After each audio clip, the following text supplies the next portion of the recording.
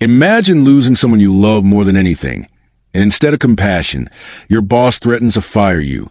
And when you think it's over, months later, he tries to ruin your career again. But he didn't expect that I had one last card to play and it would blow up his entire life. If you ever wanted to see karma strike down someone who abused their power, hit that like button and subscribe. Because this isn't just a revenge story. It's justice, served cold and loud. I was in my mid-20s, working a corporate job that I wasn't exactly in love with, but it paid the bills. Then my world shattered. My grandfather, the man who practically raised me, passed away. He wasn't just family. He was my mentor, my rock. When I got the call, it felt like someone had ripped the floor out from under me. The grief was overwhelming, but on top of that, there was responsibility. I had to fly to Florida to attend the funeral and help settle his estate. I went to my manager. Let's call him Greg.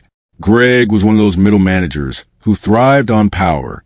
The kind of guy who'd smile in your face, but twist a knife the second you turn around. I asked to use emergency PTO. Greg leaned back in his chair, smirked, and said, "Sorry, that doesn't qualify." I pushed, "What about FMLA?" He shook his head. "Grandparents don't count. If you go, you're abandoning your job." The words felt like a punch. Abandoning? No, I was grieving. I was burying the man who raised me. But Greg didn't care. He gave me an ultimatum: show up or be terminated. I told him I couldn't. Family came first. So, just like that, I was fired. But they weren't done. Oh no, they offered me 2 weeks of severance. But only if I signed away my voice.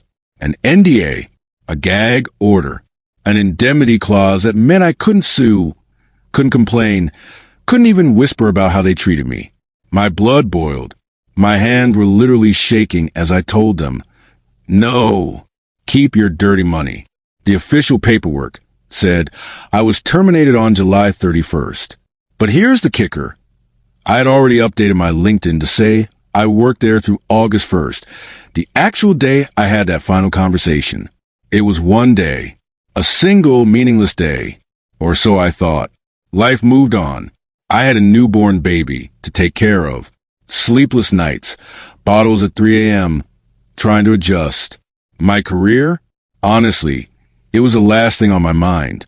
Until January, 6 months later. I was up at dawn, rocking my 6-week-old, scrolling half awake, when I got a LinkedIn notification. "Greg viewed your profile." Weird. Why is he looking at me after all this time? Then another notification hit my inbox. LinkedIn had flagged my profile. Greg had disputed my employment dates. He was actually fighting over one single day, 6 months after firing me. And LinkedIn sided with him. They deleted the job from my profile completely. And when I tried to add it back, it wouldn't verify anymore. No company email. No way to prove it. Years of work, erased with one petty click. I sat there, holding my baby, shaking with anger.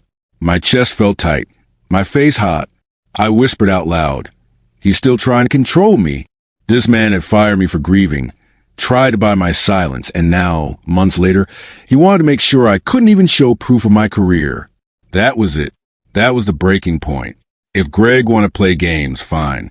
But I was about to flip the board. I had options.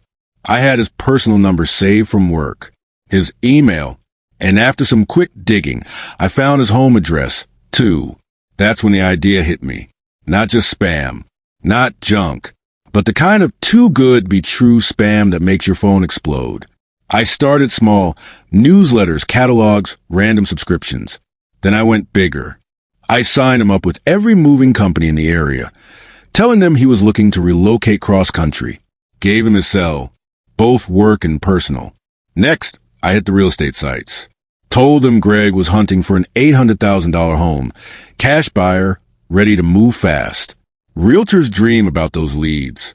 I made sure they had every single piece of his contact info. Every time I clicked submit, I felt a little weight lift off my chest. It was like therapy, but way more satisfying. The fun part? It worked fast.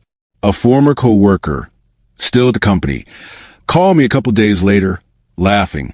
Apparently Greg's phone had been blowing up nonstop.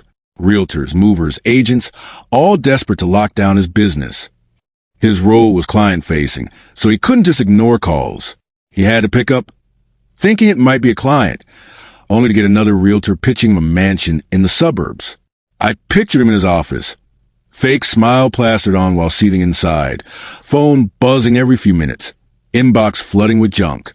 It didn't matter if he suspected me or not, because even if it did, there was nothing he could prove, nothing illegal, just a steady, unstoppable flood of inconvenience. And the best part? The timing. Those calls started hitting within an hour of him reporting me to LinkedIn. Imagine that smug little victory he thought he had, knocking me down, erasing my history. And then, bam, his life turns into telemarketing hell. It was poetic. The man who silenced my career couldn't silence his own phone. This wasn't just revenge. It was balance. A reminder that when you kick someone while they're grieving, when you abuse your power just to feel important, it comes back. Maybe not tomorrow. Maybe not next week. But eventually, karma finds you. And when it does, it rings every 5 minutes.